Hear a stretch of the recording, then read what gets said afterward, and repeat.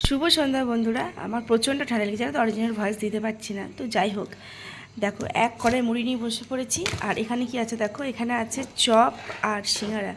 আর এদিকে টুনাই পেঁয়াজ কাটছে, লঙ্কা আছে, তার সাথে আছে এই যে শসাটার অবস্থা খুবই খারাপ। টমেটো, ধনেপাতা, পেঁয়াজ, লঙ্কা যখন মাখাবে তোমাকে দেখাচ্ছি, দাঁড়াও। আর এইদিকে দেখো স্পেশাল আম তেল, এই আম তেলটা দিয়ে মুড়িটা মাখাবো। দেখো এই দেখো পেঁয়াজ দিয়ে দিলাম, আমি দিচ্ছি না, দিচ্ছে গুবলাই। তারপরে টমেটো, তারপরে ছিল শসা, তারপরে শসার অবস্থা খুব খারাপ। তারপরে আর কি আছে, লঙ্কা, ধনেপাতা। তারপরে চলে আসবে চপ মশাই। আর চাল মশলাটা নেই, তার জন্য বিট নুন দিয়ে দিলাম একটু। এবার চপ পড়ে গেল, সিঙ্গারা পড়ে গেল।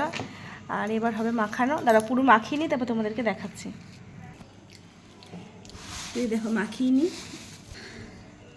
তো এই দেখো হয়ে গেছে মাখা পুরোপুরি, একদম রেডি। তোমরা কে কে খাবে চলে আসো।